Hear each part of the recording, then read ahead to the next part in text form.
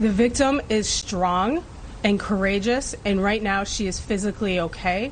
And we are working with her through our victim services department to make sure that she has whatever resources she needs to continue to be resilient. And joining me now is Dr. Rebecca Bailey, a leading family psychologist and former personal therapist of Jaycee Dugard. Jaycee was, of course, abducted by a convicted sex offender while walking to the bus stop when she was just 11 years old and remained missing for more than 18 years. Dr. Bailey, thank you so much for being with us tonight. I mean, you saw those pictures, you heard the description of what that woman went through.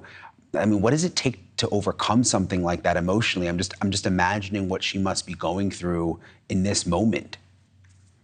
Well, she's already, as you guys highlighted, amazing in her ability to think and get out of that circumstances, because we know so many times that opportunity is so short to get out through that tiny window of escape, and sometimes there isn't even one. So right now, the adrenaline is probably calmed down somewhat. Hopefully she is, and it sounds like she is, in a place where people are applauding her strength and making this part of the story about her courageousness. That's what we need to recognize in these situations when someone like this comes through and defeats the odds like this. Does it, I mean, affect someone long term, a situation like this? Is there a way to get into therapy right away and sort of avoid some of the longer term impacts, or no matter what, are you pretty much going to be dealing with this for a long time? You know, I've worked with a variety of people that have come out of situations with different options for their recovery, and not everybody needs therapy, and that's the truth. Some people find their therapy hiking in the woods, sitting by the ocean, talking to families, being in church, whatever it is. But the good and bad news is it certainly has a place in her nervous system for the rest of her life. It doesn't mean that she has to be activated every time there's a bump sound, but it's important that she honors what she's been through in the way that she honors herself as a hero, and then also seeks the thing that helps her the best. And of course, I believe in therapy as a psychologist. I believe in the power of animals, hiking, all of that. But she's not marked for life, and that's the truth. She's not.